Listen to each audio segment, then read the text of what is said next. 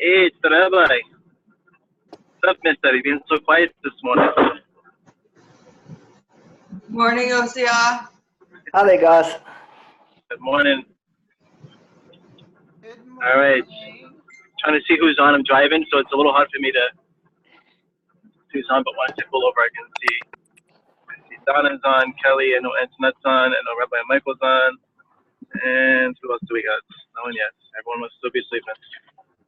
I don't get it. Rabbi, you're up and ready for class? Are you ready? I was born ready. It's 10:30. Yeah, I'm boxing. forwarding the original message to everybody. So, you know, I gotta be like the truant officer. I gotta go chase after all the students. It comes with the task, right? I guess it does. Okay. So. Kelly, thank you for the questions. Oh, thank you for the answers. Been good. Yeah, keep them coming. Really good questions, great questions. Sorry, I think I might. Hi, Antoinette. Hi, Michael. Rabbi Michael. Are you? Rabbi Michael, is that how you want to be addressed? You can Or call Rabbi, how do you say your last name, please? El Jarrett. El Jarrett. Ashkenazi. El Jarrett. You can call me Mikey if you want. You can call him gefilte fish. He likes that better. Rabbi Mikey likes it. Mikey's fine. I call Rabbi Mike to myself sometimes. That's cool. AKA Cholet Lover. Big fan of the channel. Hi there, Sean. How you doing? Hi, Anna. So we also have another person joining us this morning. Okay. She'll be calling in. All right. Good. Excellent. And what I'll do is I'll probably log off here and call in myself in like a few. I'll just mute everything. Okay. Good.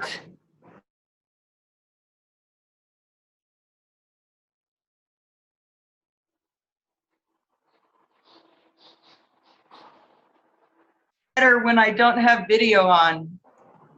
Oh, yeah? Yeah. What do you have? Oh, gosh, I don't know. I'm not a techie, like I said. Oh. Is it on your cell phone? It's your cell phone, right? It's not my job. Yeah. Oh, Verizon. Oh, okay. Okay.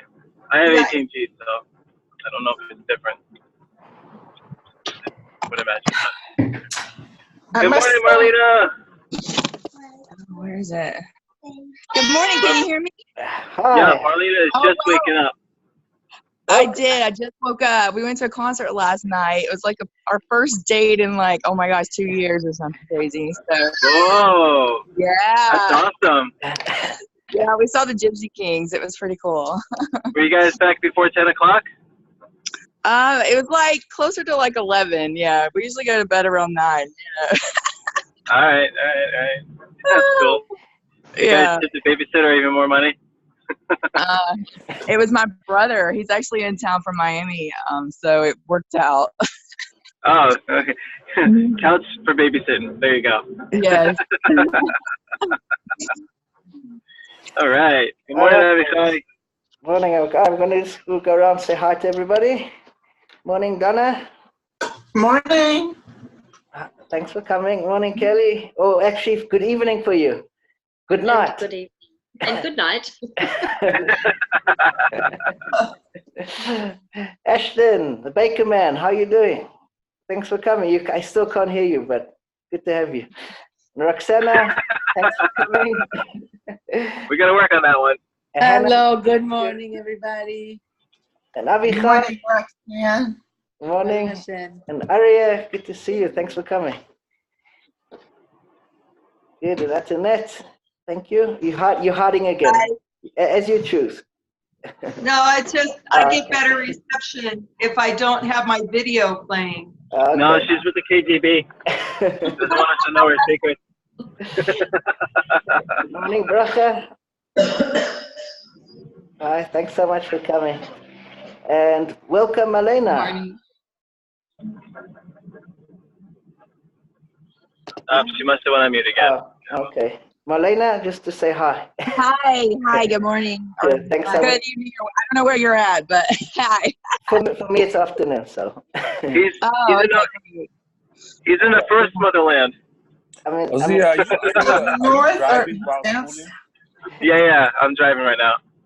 and The then, reason why I'm in my car, guys, just real quick, is I have an open house going on in my house. So, Okay. and I'm in the midst of moving, so I'm just trying to do a bunch of things. That's why I'm going to be like off and on this morning. All righty. good morning to Dodi Zimag. Good morning, guys.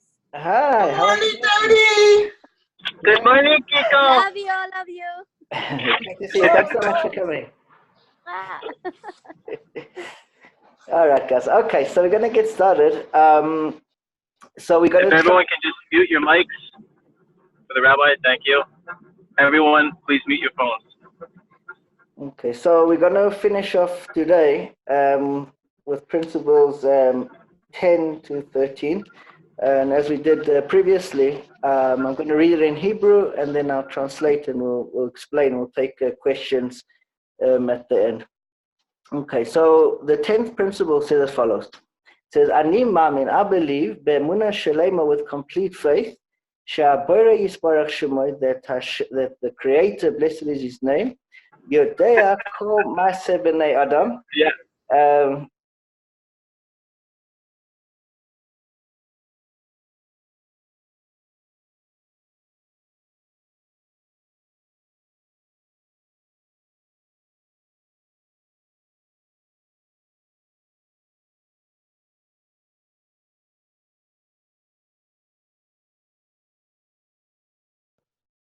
Okay, can you guys hear me?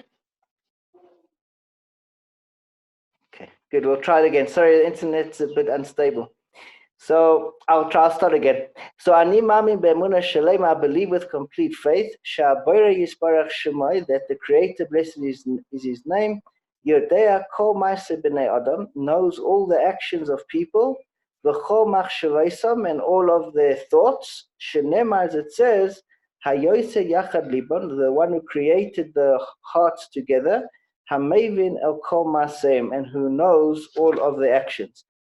Now, the 10th principle of faith is basically a concept, a word we call in English, that Hashem is omniscient. And omniscient means that Hashem is all-knowing, that Hashem knows everything which is going to be, which has happened, which will happen, now past, present, future, everything which is going on, and not just events, but to the extent that Hashem knows even the thoughts which are in our mind. Okay, so every time you think something, whatever you are thinking right now, whatever going through your mind at the moment, so Hashem is aware of that, right? And Hashem knows all of your thoughts. Okay, now.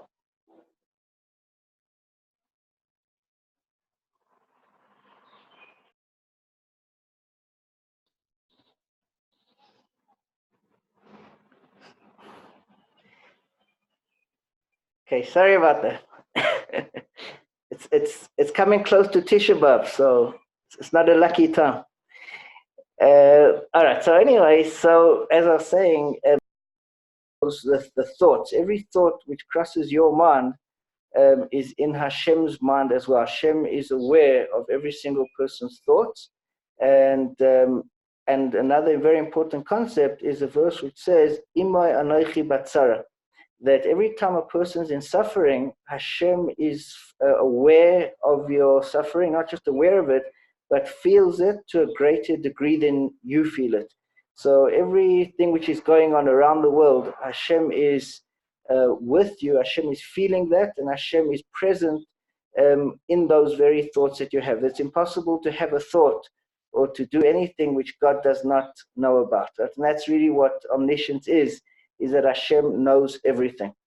So just to understand it a little bit better, to bring it down, to explain the concept, So we as people, so we learn things, right, through a process of learning, right, which means we use our brains to learn. So whether you read something in a book, or you hear a lecture, or you absorb some new content, so that goes into your brain, right? And it's we'll discuss a little bit how that works. But this is how we learn. Okay, now one of the ways of learning is what we call now cognitive learning. That is, like, for example, what we just discussed now. When you read something or you hear something, it's now absorbed, now goes into a part of the brain called the hippocampus, right? And it's stored there. This is how we recall and how we learn new information.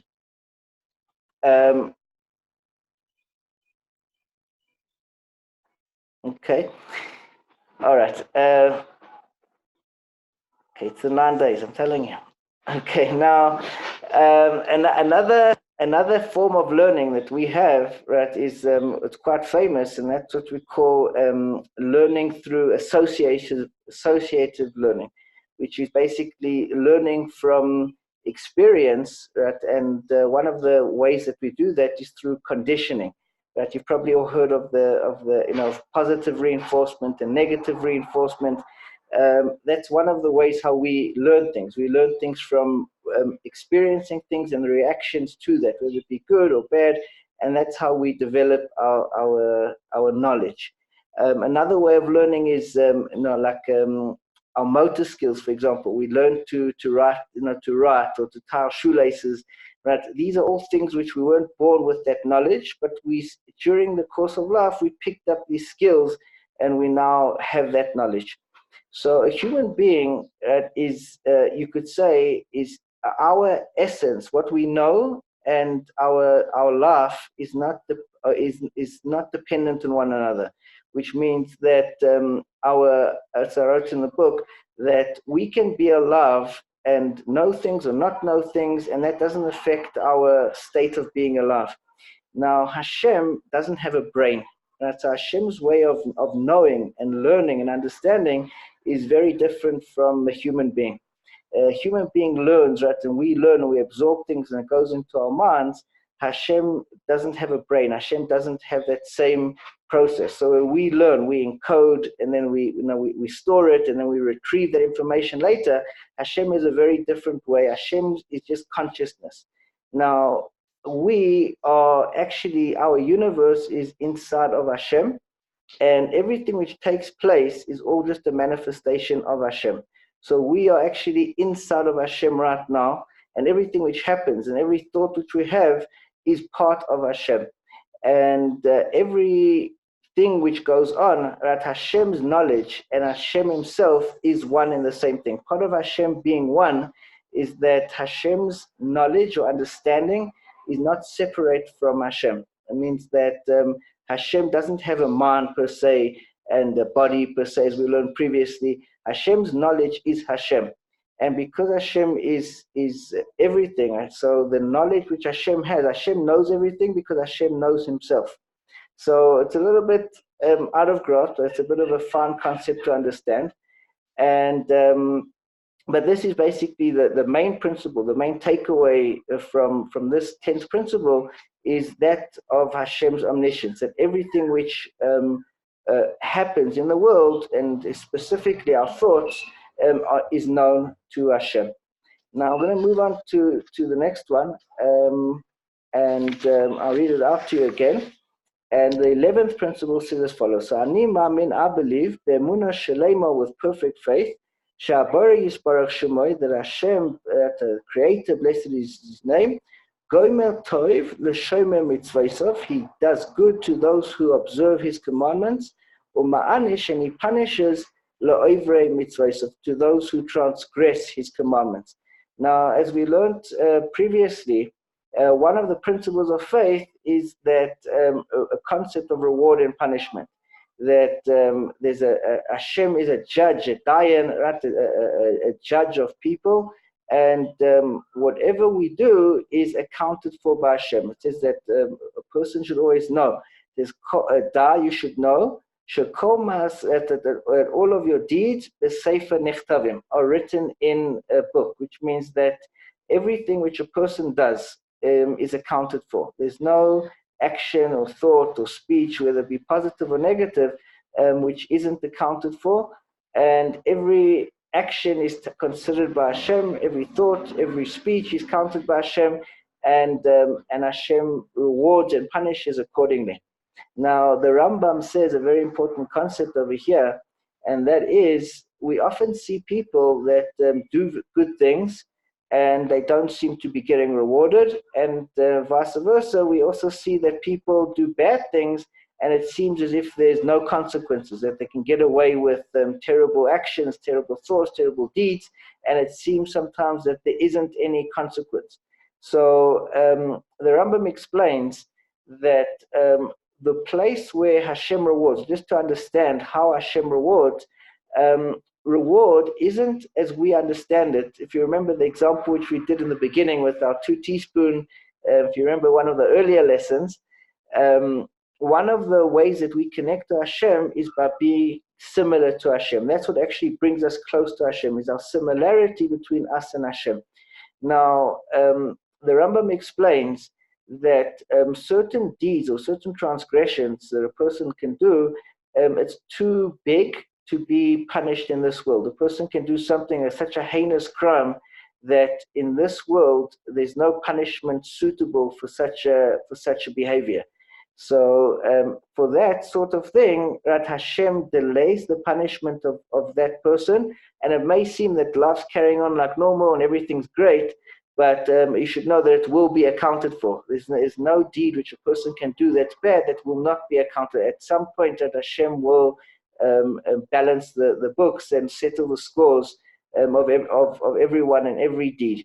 And the same is true with good deeds, that some good deeds are so fantastically good that the reward cannot be obtained in this world. That we discussed that once previously, and therefore it's delayed, and a person could continue with life as normal and seem that he's not getting anything good, but the reward is still to come. The reward will be right in the world of souls and in Olam Haba, which is the world which is gonna come in future. Now, are we frozen? Okay. All right. So that's basically this principle of faith is the belief, right? And in Yigdal we say that Hashem does good to all those who do good, and Hashem does bad to all those who do bad, which means that our actions have consequences and they are accounted for. Now, I want to just maybe touch on one point, and that is the reward and punishment is not so much as a gift. Like we think of a reward that Hashem will write us out, like a check. You've done so many good deeds, and then he'll pay us a particular reward, and a punishment is he's going to dole out a particular punishment. It's more subtle than that. What actually happens is that by virtue of a person having a sin with him, so he's unable to connect to Hashem. That's kind of like our internet connection, right? If you have an unstable internet, we can't connect fully, right? So if there's a problem with our self and there's a sin within us, that acts as a barrier for us connecting to Hashem. That's what a sin is. A sin, in essence, creates a layer or a peel which separates us and Hashem. And that itself is the punishment, being separated from Hashem. A mitzvah, on the other hand, cleanses us and makes us more perfect, and because of that, we can then be more connected to Hashem. So it's when we think of reward and punishment, think more of a consequence. One of the best ways I like to understand it for myself is kind of like the law of gravity. Right? That's a law which Hashem made. Okay, now a person can say, I don't want to keep gravity. Now you can say that, but your decision to not keep gravity is inconsequential. You can't avoid it. You can't not keep gravity. It's a law which is kind of thrust or forced upon you, and that's how God made the world. You can't opt out, and say, I'm not keeping gravity. No, gravity is good for you, but I'm not keeping it. Okay, so that's the same thing with the laws of Hashem, is that Hashem made the laws that were found in the Torah, and each person according to where they're supposed to do.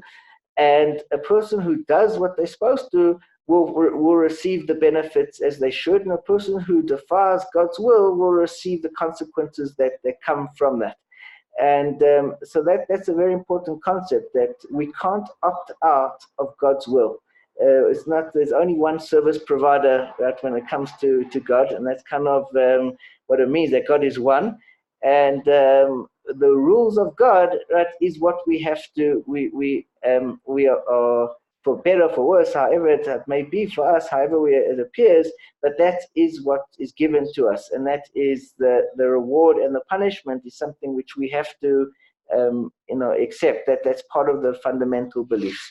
Okay, now moving on, I think this is probably the one which is most significant, or most relevant or interesting, is the 12th principle of faith. And you've probably all heard of it before, and if you haven't, you probably have heard of it without realizing that it comes from here. The 12th principle of faith says as follows. It says, Ani ma'amin, I believe, be'emunah shelema, with complete faith, be'bias HaMashiach, with the coming of the Mashiach, the coming of the Messiah, va'af al pi, and even though she's mameya, that he delays, Im kol zeh, even with all of this, achake loi, I wait for him, b'chol sheyava, I wait for him every day that he should come. Okay, now this is a very, says the Rambam, this is a very primary concept in the faith of Judaism, is that we believe that Mashiach will come, that there's going to be a time when there'll be someone who is Mashiach, actually means the anointed one.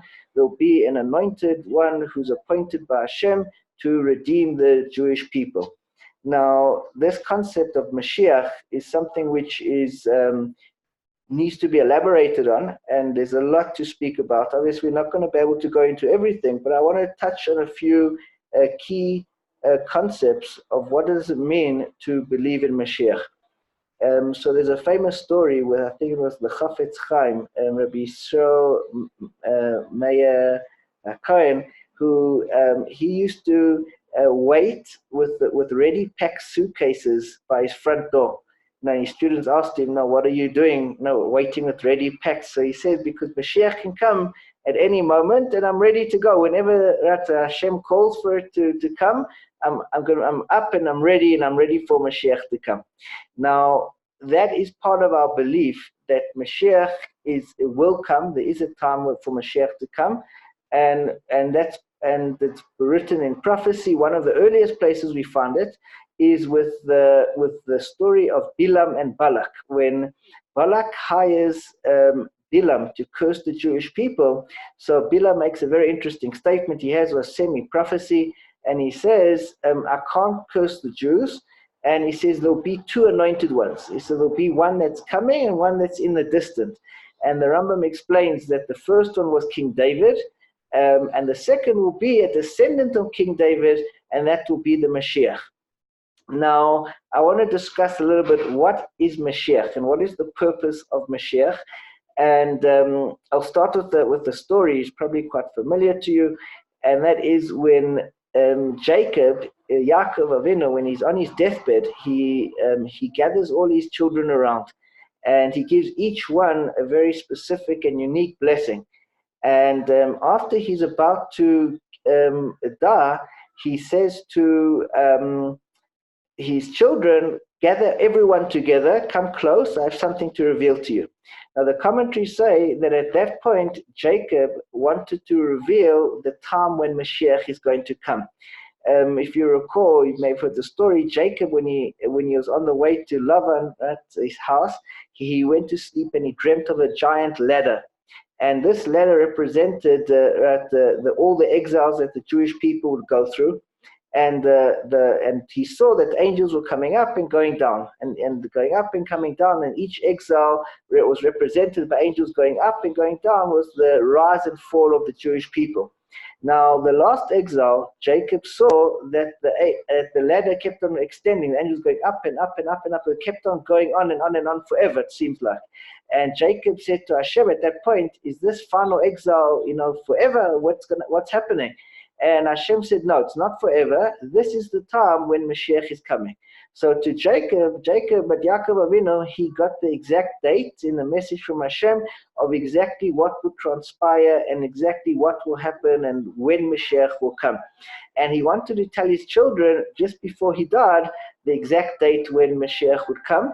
And it says that an angel came down to his bedside just before he was about to reveal the secret and blocked him from saying that, and he passed away without revealing the time of when Mashiach will come.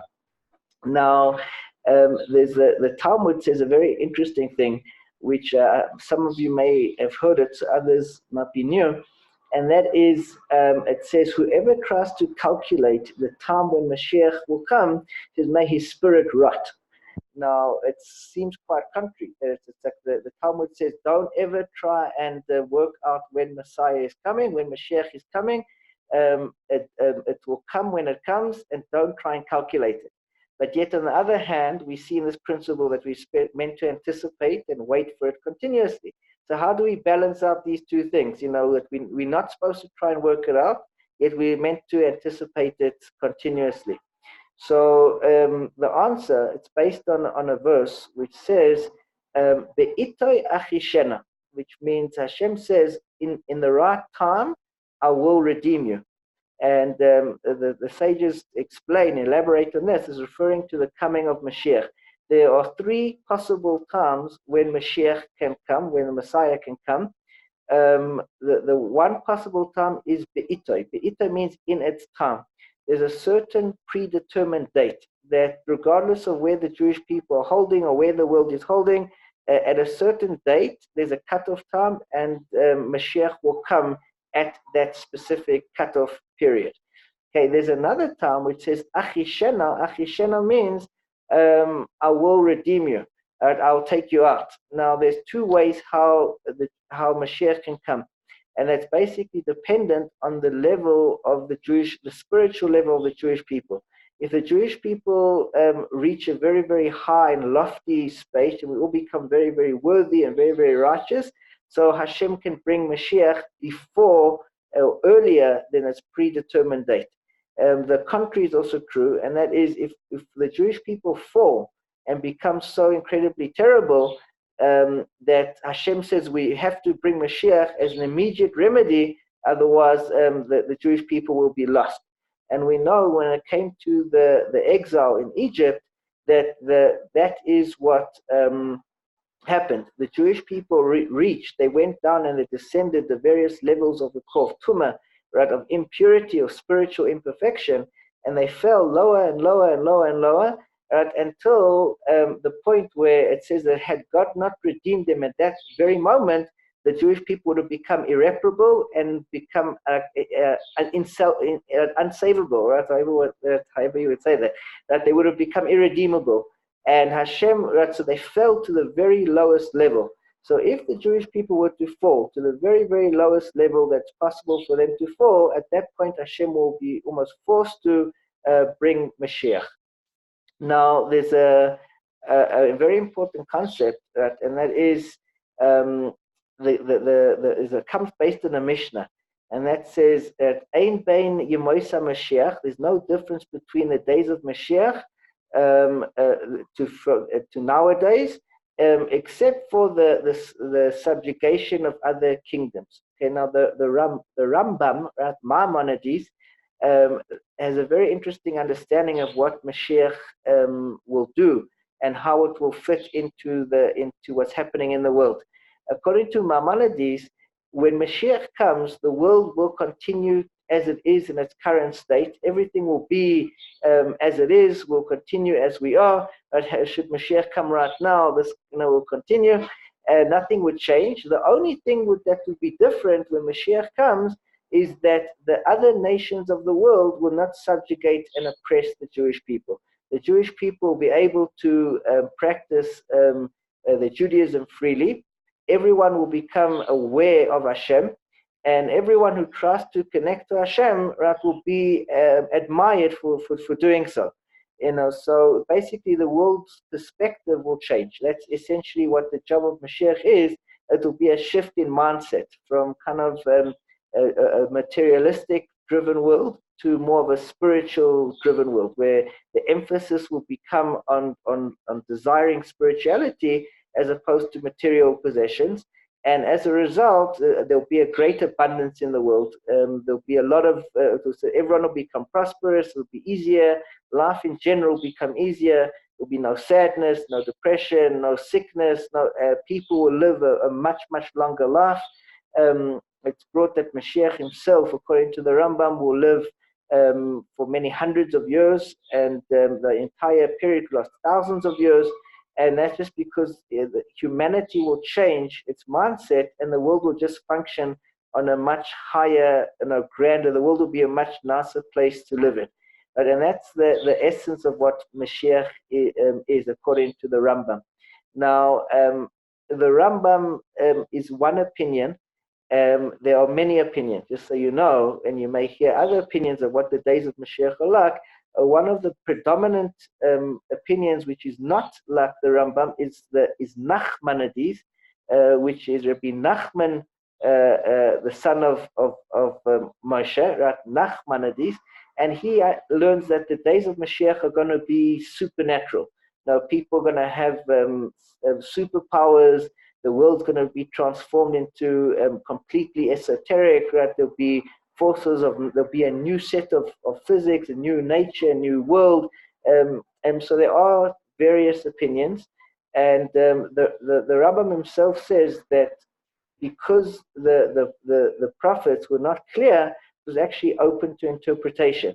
So what's going to be in the days of Mashiach, the Rambam himself writes that we have to just wait and see. Now, I want to just tell you something interesting for those of you who came. I'll give you a little snippet of information that the name of Mashiach. Right? If you want to know Mashiach's name, so you came to the right place. Right? So, are you ready? Okay, you might want to jot it down so if you want to find it. Okay, so in the book called Pirkei Rabbi Eliezer, so Kelly, I quoted it to you earlier. If you want to see it, you can find it there. Pirkei Rabbi Eliezer is the first text which was written down. It's the oldest Mishnah that we have, which was taken from oral Torah into writing, and in there it discusses many concepts. One of the concepts which he discusses in great detail is the period of Mashiach coming. And if you want to look, I can send you a link where to see it in English. He has a very interesting, it's a very worthwhile read. And he says that the name of Mashiach is Menachem ben Pele. Okay, so if you want to write that down, Menachem is his first name, ben, the son of Pele. Right? The son now, a translation of what that means. Menachem means the comforter, right? Ben Pele, the son of miracles. Okay, that would be the translation. So a person who brings comfort, and he's the son of miracles. That is what's written as the name of Mashiach. Now, throughout history, there's been a lot of people that have anticipated Mashiach. And since Mashiach's primary role is to break the subjugation of foreign nations on the Jewish people, so in many generations, there's been, tyranny and oppression against the Jews. So, for example, during the Spanish Inquisition, right, everyone thought that must be the time of Mashiach. This is the worst it can get. We're being exiled, and everyone was anticipating Mashiach. That when would it be more appropriate to have a redemption coming than now? And in every generation, we felt that this is the kind of the worst it can get. That the nations of the world are oppressing the Jewish people, right? And now is a fitting time to have Mashiach coming. So there have been a number of false Mashiachs, or false alarms, you could call it, and there've been people that have claimed to be Mashiach, either saying that their name is Menachem, right? And because of that was their claim that they would be Mashiach. Now, Mashiach can't just be anybody. There's a certain set of criteria of what makes Mashiach. Now, the first of the criteria is that Mashiach has to be a living human being. And there's a famous story of Rabbi Akiva, right in the Talmud, who in his period, there was an individual who he thought was Mashiach, but once he died, so it was accepted that he cannot be Mashiach. So Mashiach has to be a living human being. The second one, and very important criteria, is that Mashiach has to be a descendant of David, right? And it's through the son of Solomon, right? So it's not just any descendant of David, it's David through Solomon, because that's how the royal family was passed down, right? The Jewish royal family is from David's son Solomon, and all the Jewish kings came from that lineage. So Mashiach will be a descendant, right, of King David. Another important thing is that Mashiach, although he may perform miracles, he doesn't have to. It's not a qualifying criteria that Mashiach has to do any miraculous events. One of the big things of besides being alive and being a descendant of David is that Mashiach is someone who observes the Torah and brings the Jewish people back to serve the Creator, and in essence brings the entire world into a state of peace. That's the essence. Right? So the Rambam says a person who does that, who brings the world to peace and brings the Jewish people and unites the Jewish people and unites the world with peace, then you can assume that that person is Mashiach. Because if he also, in addition to doing those things, builds the temple, right, and establishes a new, like a new kingdom of Jews, so then you can be certain that he's Mashiach. Okay, now that's basically important to know that Mashiach has to fulfill certain criteria, and if he does that, then Mashiach will come. I'll just end that point and we'll go on to the next one. That according to the Vilna Gaon, there's different opinions of the process of what's going to happen when Mashiach comes. There'll be a big war between Gog and Magog. Right? Gog means a nation, and Magog means another nation. Who those two nations are is not clear, but there'll be some sort of war, followed by Elijah the prophet, who's going to prepare the people, and then Mashiach will then arrive. Now, the Rambam himself says that none of these events have to happen, and there's a myriad of different ways of how Mashiach could come. It could either be with a peaceful way, it could either be a chaotic way, it could be with a war. Elijah can come before Messiah, can be after. There's a number of different opinions, and the Rambam says none of these are essential to Jewish faith. What is essential to Jewish faith is just the belief that Mashiach will come. And in every generation, there's a possible Mashiach, and Mashiach can come in every generation. Right? So there's Mashiach could come right now. And just to end off on this note with the Vilna Gaon, right? It says that Mashiach, the process of going from how we are now to bringing our first sacrifice in the temple will take a total of 18 minutes.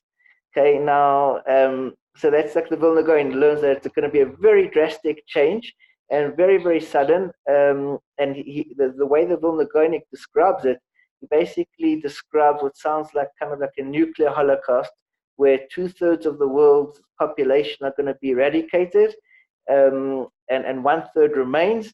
And 18 minutes later, there'll be like a massive reset, right, in the entire world, and that's how he understands how Mashiach's going to come. Now, there isn't a right way or wrong way, and again, as the Rambam says, we'll have to wait and see. Right, because Hashem has a number of different paths. It all depends on what human beings are doing at the time and where people are. So there's a number of paths to get to Mashiach. And if one thing happens, another thing doesn't, it doesn't mean that Mashiach isn't coming or that it's not going to come. It just means it's taken an alternate route. Okay. And just to finish, we'll move on to the last one and I'll take some questions. So the last principle of faith, which brings us to the end of the book, is the 13th principle of faith, which is as follows. It says, Ani ma'amin, I believe, the emunah shalema, with complete faith, shetiyeh techiyas hameisim, that there will be resurrection of the dead, the eis sheyale ratzon, when the will comes, the eis habayre, from the Creator, Yisparach Shema, blessed is His name, the isale zichroi, and His name should be remembered, la'ad ulenetzach netzachim, for always and eternity. Now, the last principle of faith is the principle of resurrection of the dead. And just to understand that, the Rambam says this is a central theme to Judaism, and that is that there will come a time when people who have died, physically dead, the Rambam learns that specific doesn't mean allegorically, it means very much practically, that people who have died will become alive once again. That's almost like a zombie apocalypse, right? But they'll be fully awake and aware and alive, and they will come back to life. It's a central theme in Judaism that the dead will one day be resurrected. I'll just give you an understanding of why that is, or why it's so important, is when Hashem first made Adam and Eve, the initial plan was that Adam and Eve would enjoy the physical world with a body and a soul, and they would enjoy the world on a combined level, which means they would enjoy a physical world with their physical body and the soul in unison. Right? And if we remember, we spoke earlier about the different levels of pleasure. The ultimate experience was to enjoy God with a physical body. It means that you've got full health, full vitality, you've got a working body, and you're enjoying everything in this world in a physical sense and a spiritual sense combined. Now, when Adam ate from the tree of knowledge, what he did was he contaminated his body, and his body was no longer a perfect receptacle to receive God. So the body fell, although the soul remained pure, and it stays pure, that the body of man fell to a lower level. Now, because of that, the punishment, as we said earlier, was a consequence. Because of that, people had to die. That's why death came into the world at that moment. Because in order for the body to purify, it had to go through a process of decay, and the soul then leaves the body, and the body then it decays, and the soul leaves. And the process of Techiyas HaMeisim, right, resurrection of the dead, is a process of renewal, where God then restores the body to its perfect state. The soul, which is then being cleansed while it was after death, can now then reunite, and now the body and the soul come back together in unison in a perfect state. So it goes back to, so that's the concept of Techiyas HaMeisim. And it's brought, just to understand that it says that very righteous people, their bodies don't decompose after they die. And part of the reason for that, we'll deal with it more when we deal with a later section of death and burial, is that the soul of righteous people are not so entangled in the physical body. They're not so entwined into physicality.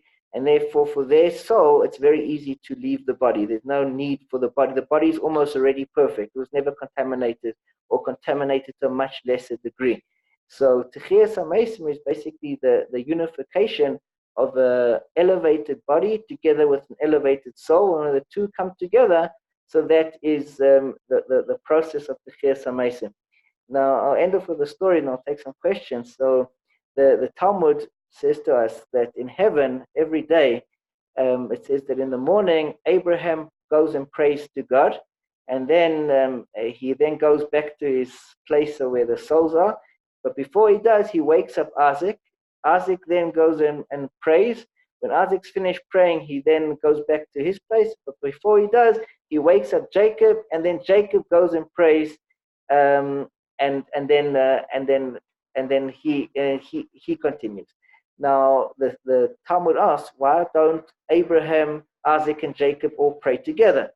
So the Talmud says, because if they did, it would be, Mashiach would come immediately, the world would reach its full state of perfection instantaneously, because the power and the merit that they have combined of all three of them praying together, God would be almost forced to rectify everything instantaneously. And because Hashem has a plan, he wants it to be drawn out over a certain amount of time, so he prevents them from praying simultaneously. Now the Talmuds relate to the story of Rabbi Chia, and he had two sons, and they say that Rabbi Chia and his two sons were on the same level as Avraham, Yitzchak, and Yaakov for their generation. And they were once praying, the three of them together, and they were davening the Amidah, the Shemona Esrei. And when they got to the blessings, it's Mashiv Haruach, right? Let the wind blow. The wind started blowing. Umorid Hageshem. When they said the words Umorid Hageshem, let the rain fall, it started raining. Now the very next sentence in the Amida is Mechaya Mesim Berachamim Rabim. They started saying the word Mechaya Mesim, and as they started uttering those words, is that the ground started shaking. And the resurrection of the dead was about to take place. As they were speaking, it was happening in real time.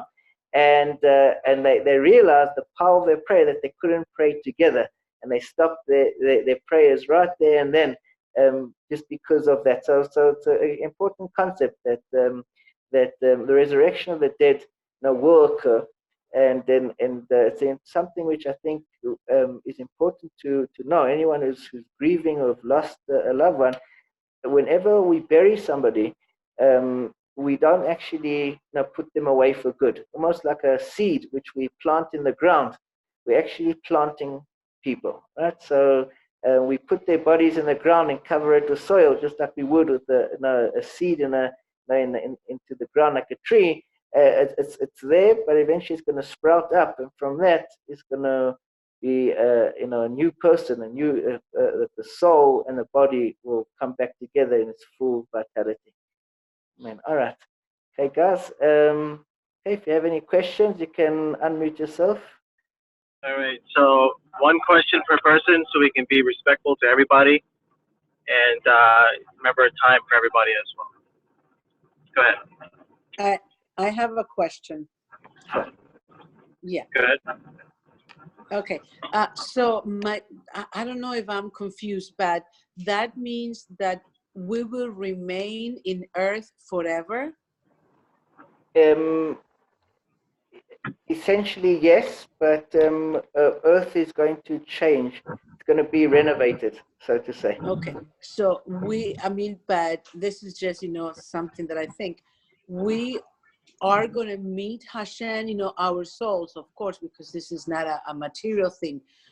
Because that's what I thought. I always thought that, we will meet him in a way. Right. But if we're going to remain here, we will never meet him? No, so just to clarify, when a person dies, so the soul leaves the body and the soul goes to what's called Olam HaNeshamas, the world of souls. At that stage, a person's consciousness a person meets Hashem, and you are living in a spiritual world together with Hashem. Now the soul remains in that state, together with Hashem, is going through various perfections. When Mashiach comes, or in the time for Olam Haba comes, the soul will then come back to the world and reunite with the body, and Hashem will then be present in that world. So in that physical world, it will be like Adam and Eve before the sin, where it was on planet Earth, but Hashem was felt. So you'll meet Hashem will be part of everyday life. It will be something that everyone will see. It will be apparent to everyone. So there'll be two kind of meetings. Okay. Thank you. I'm a little bit more clear now. Thank you. Excellent. Good question. Okay. Arya? What's up? We'll talk to you. So, she brought up another question. So I have two questions. One question is, when the soul returns to the body, which one? Which body? And then question number two, I just maybe you could expound a little bit on, you're talking about the Gog and Magog, and I wonder how that's associated with the term the Assyrian, as it's mentioned, because there's a relationship there. Okay, so I'll deal with the first one first. So with relation to which soul, so we once discussed that we all have not which soul, which body, which body, right? Yeah. So our soul is actually fragmented and lives in different bodies at different times. What will happen is, according to many commentaries, is that all the different parts of the soul reunite with the different bodies. So let's say you have been different people in different lifetimes. So each one of you will come back and will actually be of yous. Right? There'll be like a collection of you, and you'll actually to reunite and have this common shared experience between all the different parts of you. Okay, so right, so that's going to and so that's going to basically be, so you're going to come back, and there'll be all the different parts of you will be combined, and you'll be like a collection of you from different life periods and different times. So the answer is, to your question in short, is all of them. Which body? All the bodies. So all the ones which will come back. The second one, with regards to Gog or Magog, it's not clear if who it is. If it's the Assyrians, of what of who the nations are which are going to be fighting, and to the extent to which they've been fighting. I mean, there's been many people that have tried to speculate. There's nothing more than a speculation as to who there is. At one point, some people used to say it's America and Russia. In a previous period, people used to say, it was Spain versus this. It's been a lot of different. The truth is, we don't know. Right, and there is no way to know. Like the Rambam says, we'll just have to wait and see. It's not essential. It may not have to happen at all, and it all depends on the state of readiness, whether that war needs to occur or not. Right. Okay, yeah, I was curious too, because they use this term specifically, the Assyrian, associated with the one who would kind of spearhead the war to some extent, and the Assyrian people, as a nation, they're no longer there, but as a people, they still exist. Right. The ethnicity of Assyrians. So I wondered if there was some right. And connection there. what makes things a little more complex is the fact that from the times of Sancherib, there was a king called Sancherib who mixed up all the populations, and basically he scattered the world's population. So it's hard to tell. Like, for example, in a country, like I said, Portugal. The Portuguese people aren't a nation as it used to be. It's a mixture of various ethnicities and various nations of the world. We do know that there are like 70 primary nations of the world, or 70 peoples that Hashem considers. So who they are, it's all muddled up now. So it would be very hard to say it's this country and that country, because everyone's is mixed up nowadays. Yeah. When they see the ethnicity, I mean, what's that? There was that famous singer who was of Assyrian heritage. Can't think of her name right now, but they seem to be spread around mostly through Turkey, Iran, Syria. Yeah. So which is kind of, with all the things going on there. Anyway, wait and see. You might be right. Yeah, wait and see. Wait and see. All right. Okay. Dana has a question. You gonna unmute yourself? Yeah.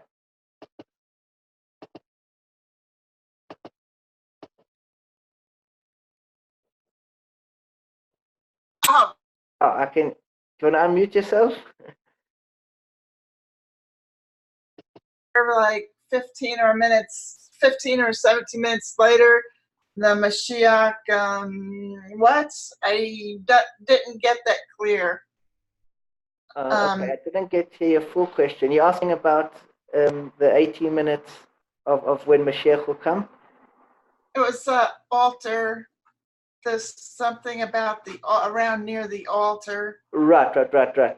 So the Vilna Gaon says that the period of Mashiach, the whole transformation, will take place in an 18-minute period.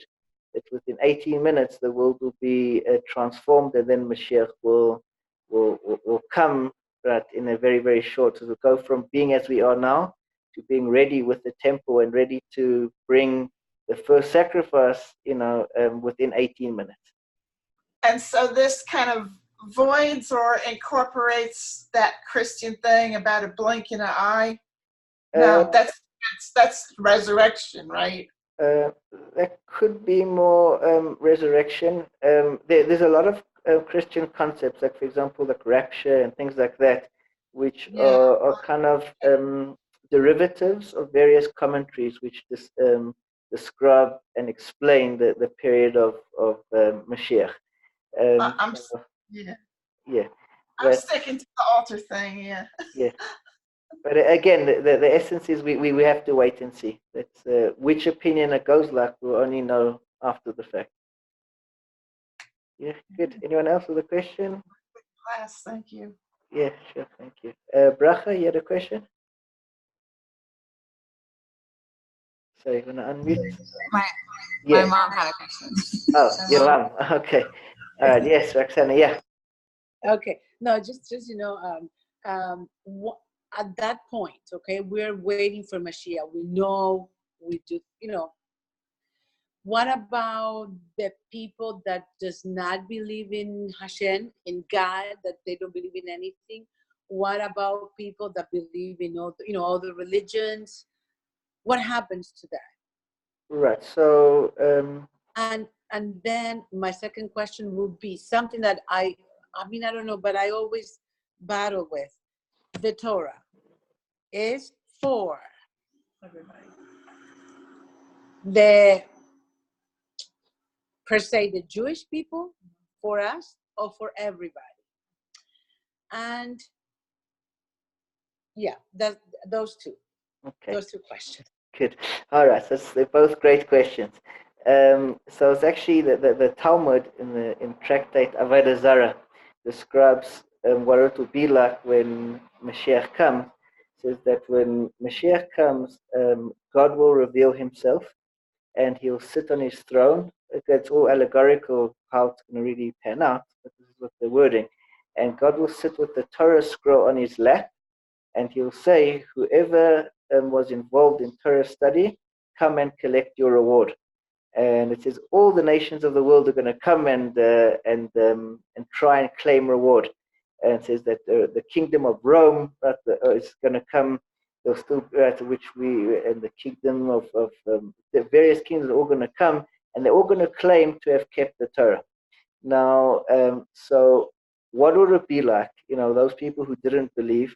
So once God reveals Himself and says, "I am God," the way that it's explained is the same as when Joseph revealed himself to his brothers.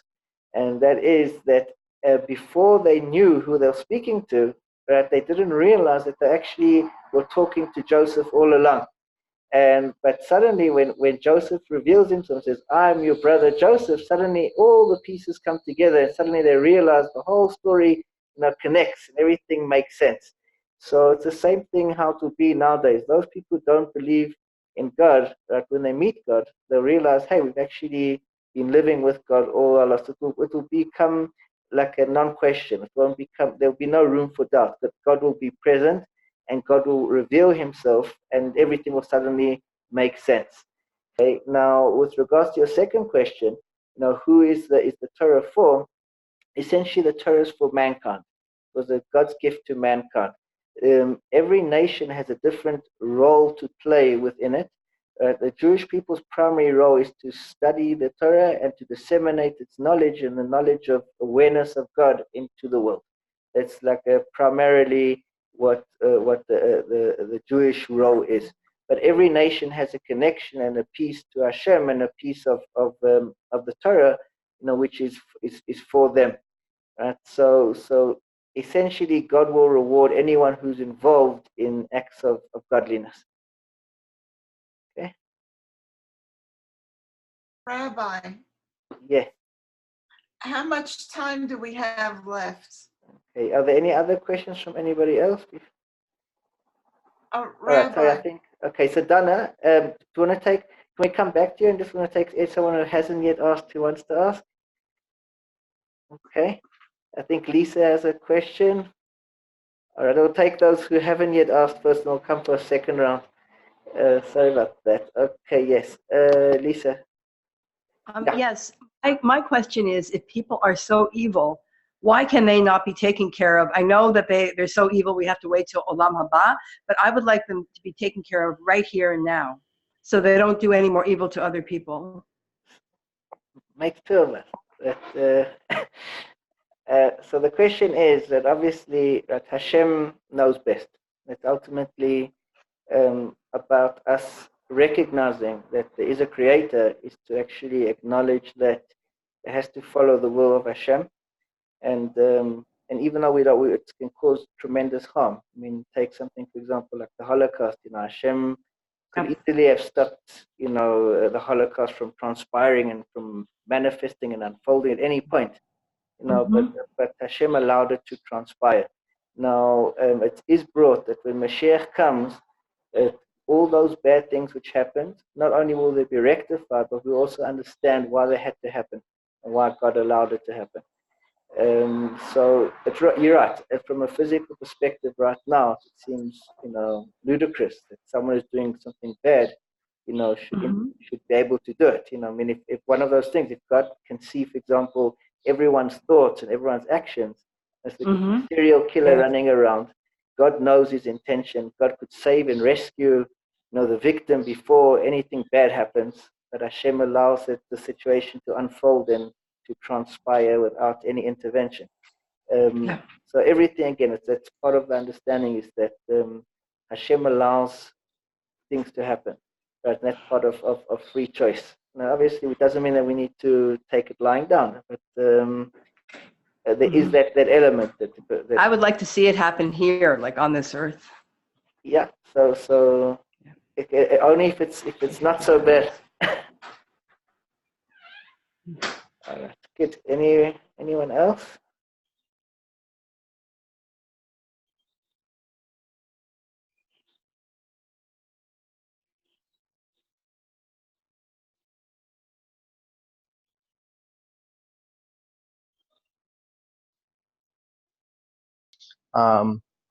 We can do like another video or something like that for everybody, and he can just respond to the questions in those videos like he has before.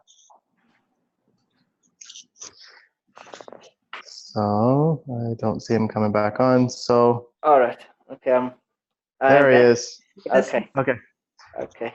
I'm happy. right. If anyone has any other questions, you can send me a message. I'll try my best to Do a video of the response and the question, which would be great for the rest of the students, so that everyone can learn. Because Rabbi is an amazing Captain Ron. Rabbi? Yes, sir. Mine's not like a question. It's like a state of mind I'm caught in spiritually. I don't know if you'd say religiously right now. And I wondered if other people have that thing in their life where they have a theme in their head of how they're experiencing like God at the moment. Maybe it might be going on every day or a week or a month. And like in contrast to, maybe it was not this way many years ago, is currently. And it's like a question somewhat for the person. Okay, so on that one, because I do have to go and I know other people have to go, if you could do that and a personal question. And then maybe the rabbi can do a video. I'm sorry to cut it short, but I do have to go, and I know other people have to go as well. All right, so then I'll respond to you. You message me. All right. Thanks, guys. Have a great week. Thanks, Shabbat tov. Thank you, everyone. Thank you. Awesome week.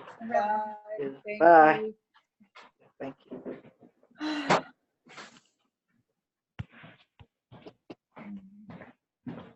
Lisa.